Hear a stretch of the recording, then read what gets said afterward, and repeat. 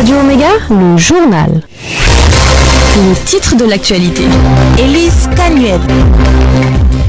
Au sommaire, Flintlock, l'exercice militaire s'est achevé aujourd'hui. Reportage dans ce journal. Au sommaire également, le FESPACO des femmes lance une pétition pour le retrait de la série Le Trône de Tassere Ouedraogo, condamné pour violence. FESPACO toujours. Nous avons vu le film Regarde-moi en compétition pour l'Étalon d'or. Et puis notre correspondant à Koudougou a rencontré des nostalgiques du 7e art. Enfin, notre invité, Noraogo Sawadogo, nous parlera de son métier de scénariste. Entretien à suivre après ce journal. À l'international, des milliers d'Algériens dans les rues aujourd'hui. Ils ont dit non à une 5e candidature d'Abdelaziz Bouteflika. Voilà pour les titres. Bonsoir, bienvenue.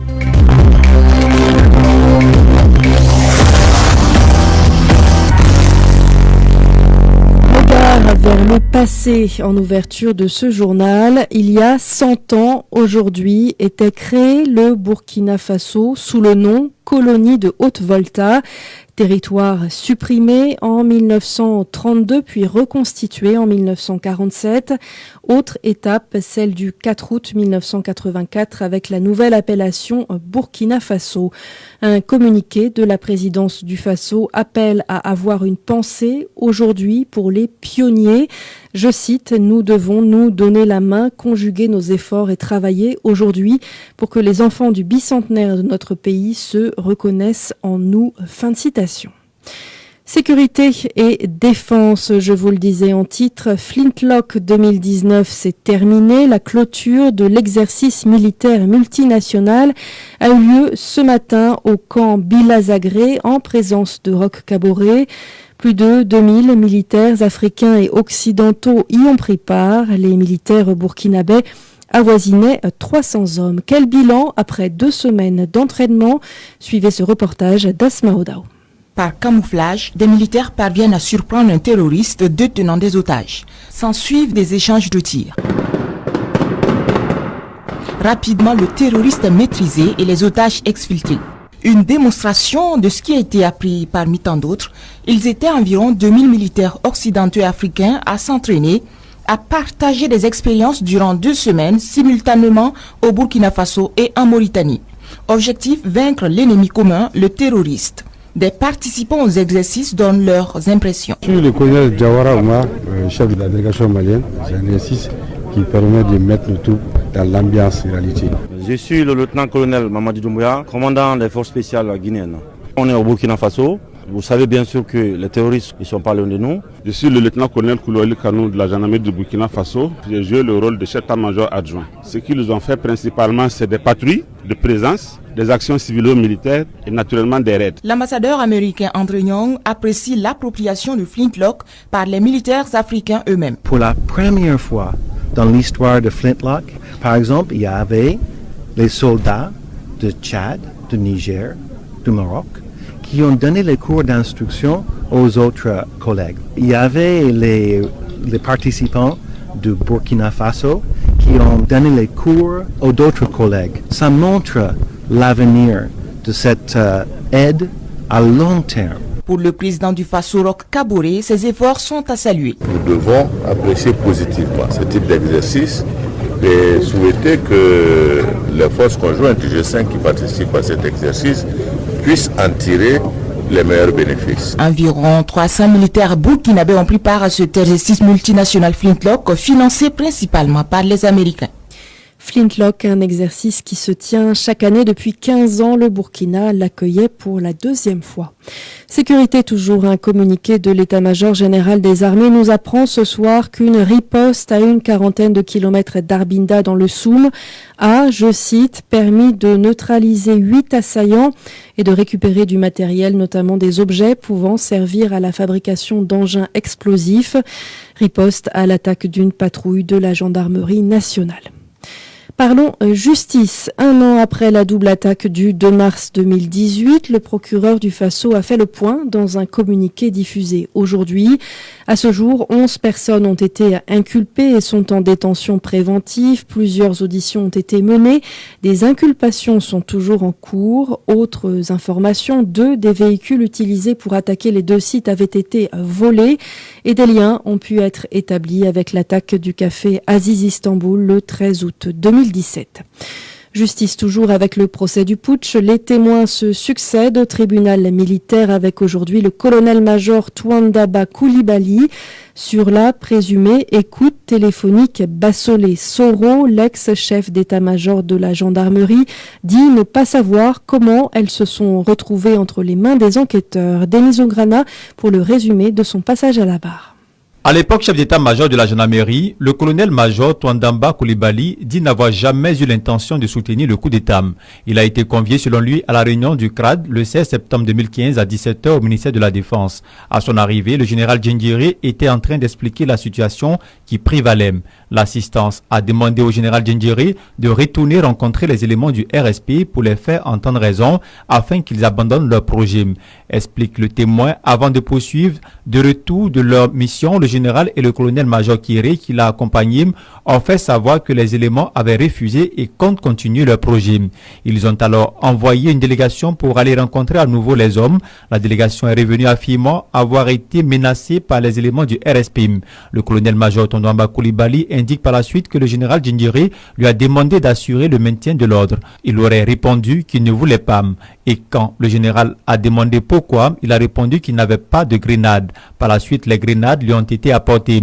Sur les patrouilles que la gendarmerie a menées durant cette période, il affirme que ce n'était pas dans le but de soutenir le putsch, mais pour prévenir en quelque sorte les exactions commises lors des événements de 2011. Sur la question des écoutes téléphoniques, Maître Bonkungu a voulu savoir qui a apporté ces éléments aux enquêteurs et aux témoins du jour d'affirmer qu'il ne sait pas comment ces écoutes sont arrivées aux enquêteurs car la gendarmerie ne disposait pas de table d'écoute à l'époque.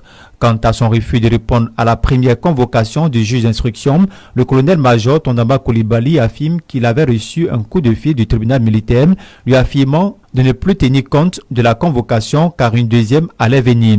Et au général Djendjiri de rejeter certains propos du témoin.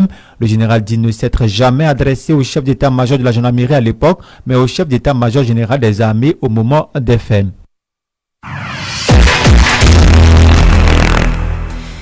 Paul Kagame et Ibrahim Boubacar Keïta sont à Ouagadougou. Les présidents rwandais et maliens assisteront demain à la clôture du FESPACO au Palais des Sports, cérémonie qui sera retransmise en direct par Radio Omega à partir de 15h. L'étalon d'or sera alors remis au meilleur long métrage de fiction. Le Rwanda, rappelons-le, est le pays invité d'honneur de cette 26e édition. C'est justement une Rwandaise qui a été reçue par le président du Faso aujourd'hui, Louise Mushikiwabo, secrétaire générale de l'OIF au Burkina. À l'occasion du FESPACO, elle a insisté sur l'importance de produire des films de qualité. On l'écoute. J'ai eu l'honneur d'échanger avec le président du Faso sur le Burkina Faso et la francophonie, les programmes de la francophonie ici dans ce pays, les perspectives pour l'avenir, notamment le domaine de l'éducation et du numérique pour la jeunesse, l'implication de plus en plus grandissante de l'organisation au niveau du G5 Sahel. Nous avons également échangé sur les aspects de notre organisation de la francophonie qui touche à l'avenir de l'organisation, à la focalisation des activités de la francophonie. Des propos recueillis par Judith Traoré. FESPACO toujours. On connaît désormais les lauréats des prix spéciaux. Citons les films qui raflent plusieurs prix. D'errance de la Burkinabé, Apolline Traoré obtient le prix de l'Assemblée nationale et le prix de la ville de Ouagadougou. Autre film burkinabé, Douga les charognards d'Abdoulaye Dao et Hervé Eric Lengani, prix de l'Association catholique mondiale pour la communication et prix UMOA long métrage. Enfin, le film Résolution des Ivoiriens Boris Oué et Marcel Sagnier obtient le prix Félix Houphouët-Boigny et le prix CEDEAO de l'intégration. Après les prix spéciaux, cette question, qui sera l'étalon d'or? 20 longs métrages sont en compétition, dont ce film, Regarde-moi, du Tunisien Nejib Belkadi, le dernier à avoir été projeté ce matin, un film sur le cheminement d'un père qui tente, après 7 ans d'absence, de rattraper le temps perdu auprès de son fils handicapé. Bernabé Cabré. Un père expatrié en France qui n'a pas vu Youssef, son fils autiste, depuis 7 ans. L'autre fille préfère regarder une autre réalité. Cette femme française à qui il a caché son mariage et son fils au pays. Ce bébé à venir. Les affaires qui marchent. Mais son passé le rattrape quand celle qui est toujours sa femme tombe dans le coma. Quand sa belle famille tente d'obtenir la garde de Youssef. De France en Tunisie, l'autre fille revient sur les traces de sa vie passée et il voit enfin ce fils. Il le regarde. Youssef, si différent. Il ne parle pas. Il fait des crises. Il vit dans un autre monde. L'autre fille, menteur et un peu mauvais garçon, tente de devenir un bon père. Il comprend sa lâcheté. Il passe du temps avec Youssef. Fête d'anniversaire, cadeaux, plage, cerf-volant. Autant de scènes où, avec Youssef, le spectateur admire une plume qui vole, une bulle de savon, une guirlande électrique. Regarde-moi, c'est bien le regard de ce père sur son fils, si différent. Un regard inquiet, un regard aimant. Regarde-moi. C'est un film dans le film. L'autre fille filme son fils, il le prend en photo. Il arrive à capter le monde de Youssef, le sourire de Youssef, leur moment de complicité. Youssef, lui, son regard est fuyant, mais il fera un cadeau à l'autre fille. Papa, 2 syllabes, un mot qu'il apprend à prononcer pour lui. À la fin de cette histoire, émouvante jusqu'au tragique, et ces scènes de crise du fils, difficiles à regarder, l'autre fille aura peut-être tout perdu de sa vie d'avant, mais il aura gagné le cœur de Youssef et renoué avec sa belle famille. L'autre fille, devenue responsable, adulte, avant la naissance de cet enfant, qu'il a fait avec la française, devient le papa d'un grand garçon.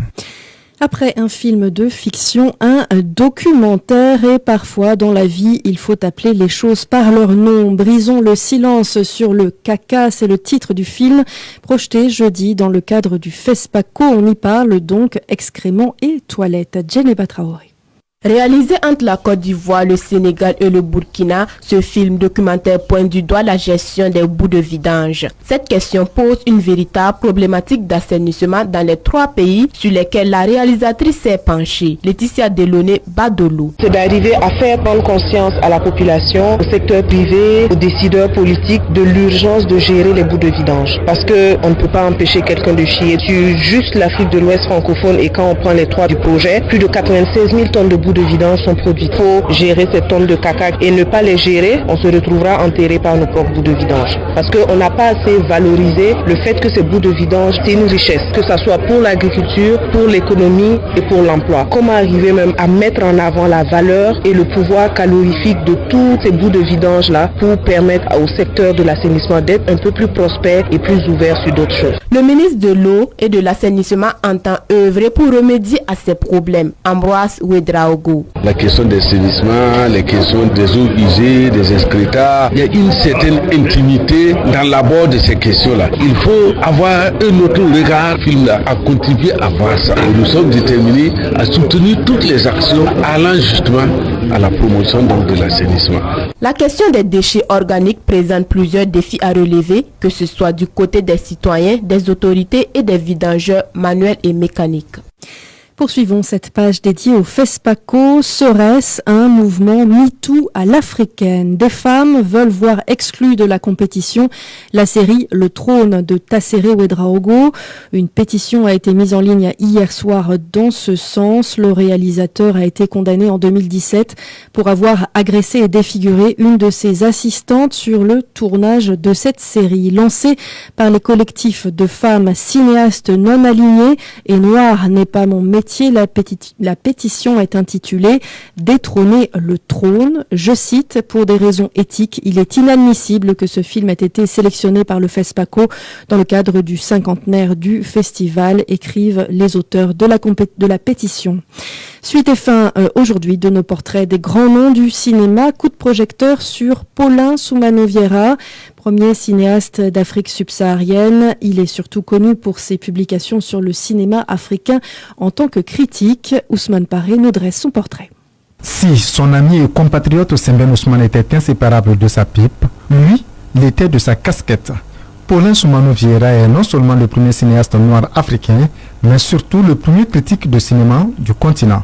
Né à Porto Novo dans l'actuel Bénin en 1925, Paulin Soumano Vieira est sénégalais d'adoption. Il est le premier cinéaste d'Afrique subsaharienne avec son film Afrique sur scène, réalisé en 1955 avec un groupe d'amis. Son premier contact avec le cinéma remonte à 1947, où il figure dans un film avant de passer en 1952 le concours d'entrée à l'IDEC, l'Institut des hautes études cinématographiques en France. De retour au Sénégal en 1956, il va réaliser de nombreux documentaires et contribuer à la réalisation des premiers films de fiction et de long métrage sénégalais. Paulin Soumano Vieira ne réalisera qu'un long métrage de fiction en 1981, alors en résidence surveillée et à la retraite. La contribution de Paulin Soumano Vieira au cinéma africain sera surtout son rôle de critique de cinéma. À travers ses nombreux écrits et publications, il est celui qui a contribué à reconstituer l'histoire du cinéma africain et à l'insérer dans l'histoire du cinéma mondial selon de nombreux critiques. En 1969, il publie Le cinéma de l'Afrique, auquel vont suivre plusieurs autres livres et articles, dont Le cinéma africain, tome 1, des origines en 1973, publié en 1975. Paulin Soumano Vieira est décédé le 4 novembre 1987. Merci à Ousmane Paré. Enfin, nous quittons Ouagadougou, capitale du cinéma. Quid des autres villes du Burkina? À Koudougou, il y avait autrefois 2 salles, le ciné Sibiri et le ciné Yam, mais avec l'arrivée des vidéoclubs, elles ont été fermées dans les années 2000. Sabouna Ouedraogo, notre correspondant, a rencontré quelques nostalgiques. À Koudougou, ceux qui ont encore la nostalgie des films dans des salles de cinéma et des retrouvailles avant de différentes séances sont des sexagénaires. Les films qui m'intéressaient beaucoup dans le temps là étaient les films de Sartana, les films de Giongo. C'était un lieu de retrouvailles, surtout entre camarades à l'époque. Cette période vous manque actuellement? Mais ça nous manque.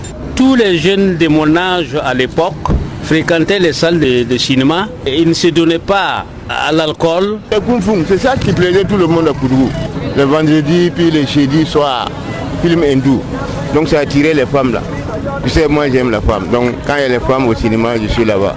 Les rencontres là, on échangeait un peu avant l'ouverture. Salam Ouedraogo a également connu les salles de ciné, lui qui avait un faible pour les matinées. Les matinées c'était 50, nous faisons les petits travaux avec les maçons. Des fois, si ça va pas, on récupère avec les mamans ou les papas quoi. Bruno Zagré, comme bien d'autres, espère encore un jour aller au cinéma à Koudougou. Notre souhait est que les salles de cinéma reprennent vie pour nous permettre encore de nous égayer un peu avec nos fils et nos petits-fils. Difficile de savoir si ce choix va se réaliser car les salles de ciné Yam et ciné Sibiri qui n'étaient plus rentables ont été fermées. Aujourd'hui, elles sont devenues des magasins et des boutiques. Sabouna Ouedraogo, Koudougou, Radio Omega. L'actualité internationale, cette information qui est tombée à l'instant, nous apprenons que 9 soldats de la force conjointe du G5 Sahel ont été tués dans l'explosion d'une mine dans la région de Mopti, information donnée par nos confrères de RFI. À présent, des nouvelles d'Ali Bongo. Le président gabonais est reparti pour le Maroc après avoir passé 48 heures dans son pays. Selon une source proche de la présidence citée aujourd'hui par l'AFP, il est en convalescence depuis environ 3 mois après un AVC. Lundi et mardi, Ali Bongo a reçu en audience plusieurs personnalités puis présidé son premier conseil des ministres depuis octobre. Aucun média n'a été convié. Enfin, ce fut une nouvelle journée de manifestation en Algérie contre un 5e mandat du président Abdelaziz Bouteflika. Des milliers de personnes, majoritairement des jeunes, sont sorties après la prière dans les rues d'Alger où les manifestations sont en principe interdites et dans d'autres villes du pays. Et hier, une dizaine de journalistes participant à un rassemblement contre la censure ont été arrêtés par la police à Alger. Ils entendaient dénoncer les pressions et restrictions de la couverture du mouvement de contestation imposée par leur hiérarchie. C'est ainsi que s'achève ce journal. Merci à Adama Konaté pour la mise en onde et merci à vous de nous avoir suivis. Je vous souhaite un excellent week-end à l'écoute de nos programmes.